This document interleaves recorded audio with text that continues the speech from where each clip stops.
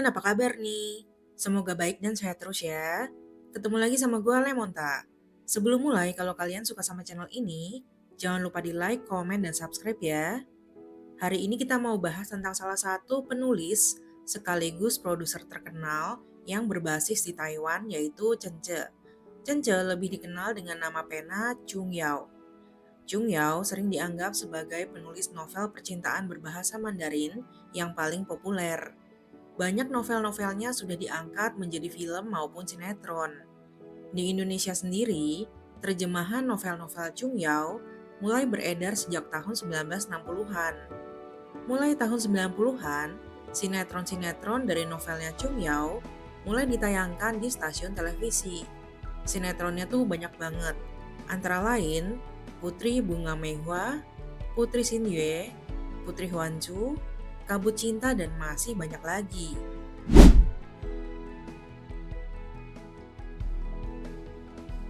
Chung Yao lahir pada tanggal 20 April 1938 di Chengdu, Sichuan.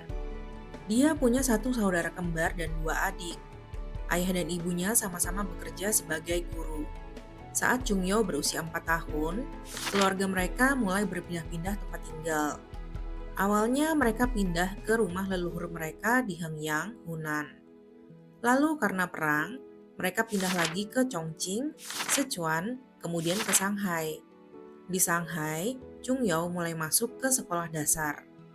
Chung Yao kecil sangat terinspirasi oleh poster-poster dinding siswa senior. Kemudian dia menjadi sangat suka dengan dunia menulis. Dia seringkali menggunakan percakapan sehari-hari kedua orang tuanya sebagai materi untuk menulis. Tulisan yang dia buat seringkali berhasil membuat kedua orang tuanya tertawa. Tidak lama kemudian, Chung Yao meminta bantuan ayahnya untuk mengirimkan karya tulisnya ke sebuah surat kabar. Karya pertamanya, yang berjudul Xiaoqing yang Malang itu pun berhasil mengisi kolom surat kabar di akhir tahun 1947. Karena perang lagi, di tahun 1948, keluarga Chung Yao kembali pindah ke Hengyang. Di sana Chung Yao sempat melanjutkan pendidikannya selama sekitar setahun.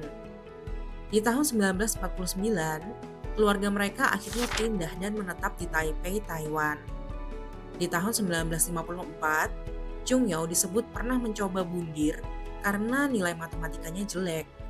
Namun di tahun 1955, dia menerbitkan karya keduanya yang berjudul Cloud Shadow di sebuah majalah dengan menggunakan nama pena Xinru. Di tahun 1957, dia kembali mencoba bundir karena gagal dalam ujian masuk universitas. Di tahun 1958, dia gagal lagi dalam ujian masuk universitas. Namun kali ini dia tidak mencoba bundir lagi, melainkan jadi fokus untuk mengejar cita-citanya menjadi penulis. Saat itu beberapa karya tulisnya ditolak. Hingga pada tahun 1961, karyanya yang berjudul Lembah Kekasih diterbitkan oleh majalah Crown.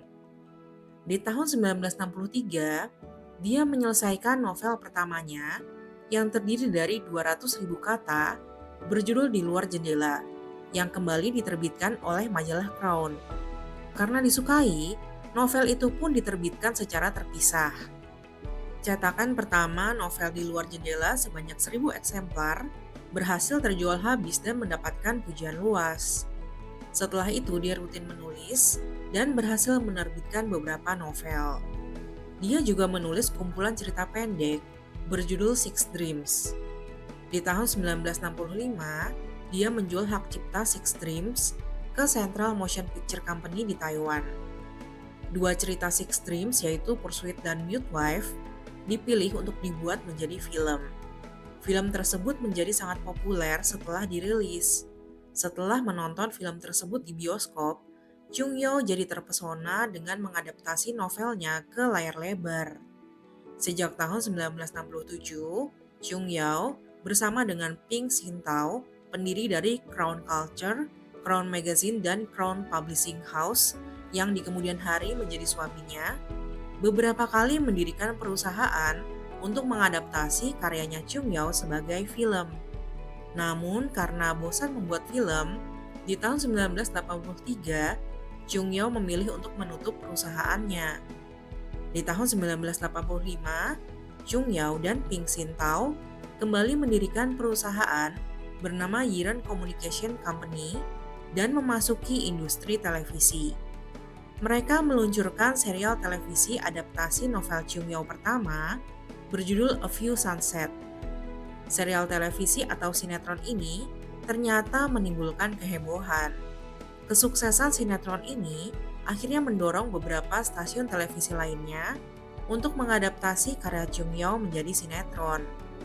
Karena sinetron-sinetron adaptasi karyanya Chung Yao selalu sukses, hal ini tentu aja ikut membesarkan nama artis-artis yang terlibat, mulai dari artis ciliknya sampai yang dewasa. Saat itu, sinetron-sinetron Chung Yao disebut membuat Brigitte Lin, Joan Lin, Chin Han, dan Charlie Chin menjadi terkenal, sampai-sampai mereka dijuluki dua Chin dan dua Lin. Di tahun 1987 hingga awal 2000-an, Chung Yao menulis dan memproduseri sinetron Putri Huanchu. Sinetron ini sukses nggak cuma di negara asalnya, tapi juga sampai ke negara-negara di Asia Tenggara. Hal ini membuat pemeran utamanya seperti Vicky Chow dan Ruby Lin dan lainnya menjadi terkenal banget. Selain pernah menerbitkan autobiografinya sendiri, Chung Yao juga pernah menerbitkan buku yang menceritakan kisah suaminya Ping Xintao dari sakit hingga diintubasi, serta kisah suka duka hidup mereka.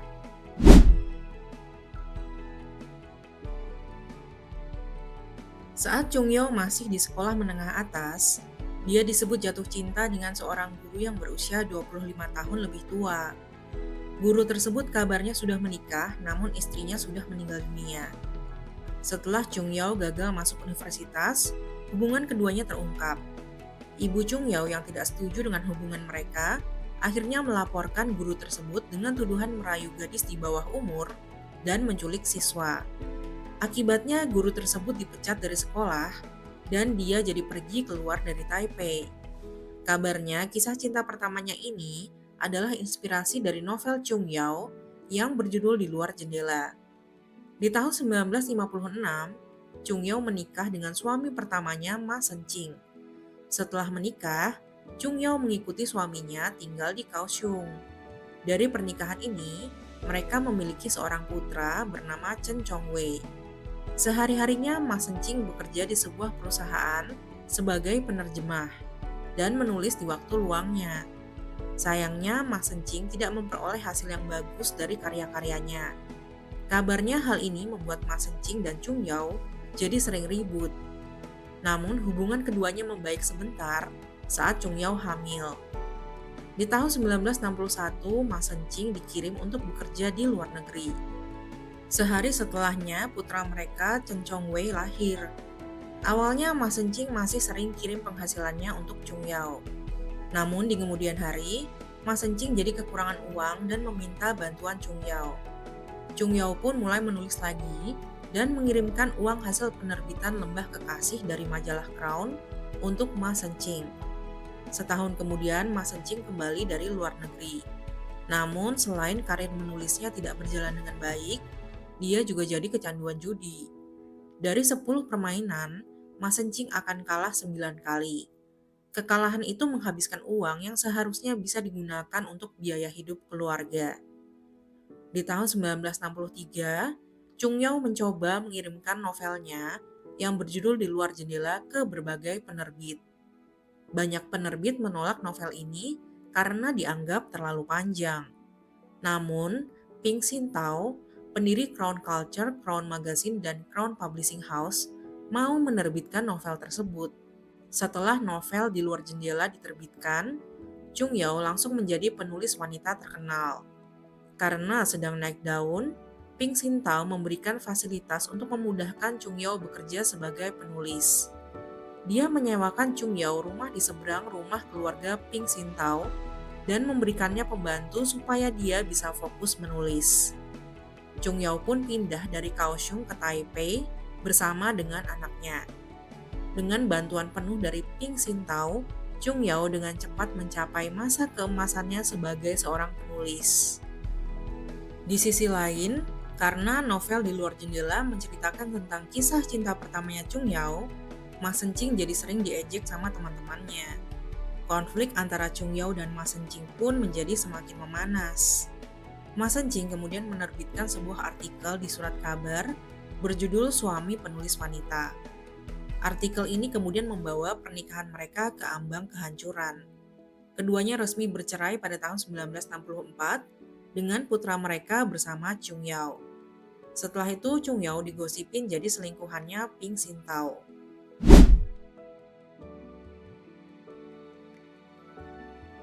Ping Xintao sendiri sudah memiliki istri dan 3 anak. Istrinya, Lin Wanchen, merupakan seorang pelukis generasi kedua yang kaya raya. Dia ketemu Ping Xintao waktu kerja kantoran bareng di usia 19 tahun. Mereka lalu menikah di usia 25 tahun. Dari pernikahan ini mereka dikaruniai 3 anak, Ping Ying, Ping Heng, dan Ping Yun. Di masa mudanya, Ping Xintao mencari uang dengan cara bekerja kantoran, menerjemahkan novel dengan nama pena Fei Li, dan menjadi pembawa acara musik pop barat di sebuah stasiun radio. Di tahun 1954, saat Ping Xintao baru mendirikan Crown Publishing, Lin Wanchen menjadi karyawan pertamanya. Saat itu, Ping Xintao menerjemahkan novel-novel asing untuk konten majalahnya. Sementara Lin Wanchen mengurus percetakan, pemeriksaan, pendistribusian, dan merekrut karyawan. Lin Wanchen juga menggunakan semua uang mas kawin yang diberikan oleh saudara-saudaranya untuk membantu bisnis Ping Xintao. Mulai tahun 1962, kinerja Crown Publishing mulai meningkat dan menerbitkan novel buatan lokal tiap bulannya. Setelah itu, Ping Xintao merekrut 14 penulis novel yang salah satunya adalah Chung Yao.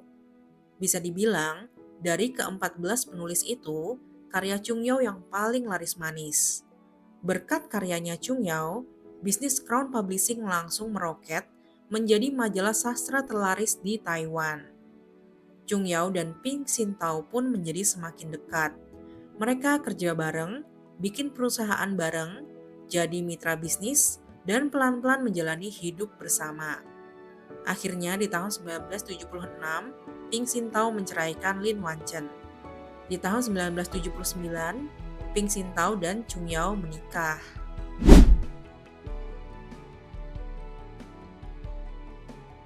Pada 11 Oktober 2010, Ping Xintao mendatangi kantor Crown yang sekarang sudah diurus anaknya Ping Yin untuk menjelaskan tentang wasiatnya. Dia meminta agar jika dia sakit kritis, tidak boleh ada perawatan darurat atau intubasi. Selain itu, setelah kematiannya, tidak boleh ada berita kematian maupun pemakaman. Dia juga mendistribusikan semua harta warisannya ke semua anggota keluarganya, supaya dia bisa pergi dengan damai tanpa ada perselisihan. Di tahun-tahun terakhirnya, Ping Xintao didiagnosa menderita demensia vaskular. Kecerdasan dan daya ingatnya mulai menurun dengan cepat. Dia tidak dapat lagi memahami banyak teks dan film. Saat menerima perawatan pada Maret 2016, dokter menyarankan pemasangan selang NGT untuk Ping Xintao. Ketiga anak Ping Xintao mendukung karena mereka yakin kondisi ayah mereka tidak seburuk itu dan masih bisa sembuh. Di sisi lain, Chung Yao yakin bahwa dia harus mengikuti keinginan suaminya dan menentang prosedur tersebut. Dia menganjurkan agar Ping Xintao mendapatkan akhir yang baik. Hal ini membuatnya bertengkar dengan ketiga anak Ping Xintao. Pada akhirnya, Chung Yao menyerah dan membiarkan Ping Xintao dipasang selang NGT. Pada tahun 2017, Chung Yao menerbitkan buku berjudul Before the Snow Flies yang berisi tentang pengalaman pribadinya, tentang pentingnya otonomi pasien, dan hak untuk kematian yang baik. Dia juga menulis surat terbuka untuk anak dan menantunya, yang intinya dia takut jika tiba saatnya dia pergi, cinta anaknya malah menghalanginya untuk meninggal dengan wajar. Dia berharap kalau dia meninggal, jasadnya jangan disiksa, direlain aja. Dia nggak mau anaknya bikin dia jadi orang tua yang terbaring di kasur. Itu sangat nggak berbakti. Di tahun 2018, Lin Wanchen membalas Chung Yao dengan menerbitkan buku autobiografi yang secara langsung menuduh Chung Yao menghancurkan keluarganya. Pada 4 Juni 2019, Crown Culture mengeluarkan pernyataan yang mengumumkan bahwa Ping Xintao telah meninggal dunia pada tanggal 23 Mei 2019. 5 tahun kemudian, pada 4 Desember 2024, Chung Yao ditemukan telah meninggal bundir di rumahnya. Menurut laporan media Taiwan, Chung Yao meninggal dunia karena mati lemas akibat keracunan karbon monoksida. Putra Chung Yao yaitu Chen Chongwei mengatakan bahwa dia meminta sekretaris untuk mengunjungi ibunya pada siang itu. Namun setelah masuk ke dalam rumah, si sekretaris mendapati Chung Yao sudah tidak bernafas dan tidak ada detak jantungnya. Si sekretaris kemudian meminta pertolongan. Namun ketika tim medis sampai, mereka mendapati bahwa Chung Yao jelas sudah meninggal dunia, sehingga dia tidak dibawa lagi ke rumah sakit. Sebelum meninggal, Chung Yao meninggalkan pesan di Facebook-nya supaya orang-orang tidak merasa sedih dengan kepergiannya, karena ini adalah pilihannya. Sebagai info tambahan, setelah bercerai dengan Ping Xintao, Lin Wanchen juga menikah lagi dengan seorang pelukis. Lin Wanchen tutup usia pada tanggal 4 Februari 2025. Sekian cerita hari ini. Terima kasih sudah nonton sampai akhir ya.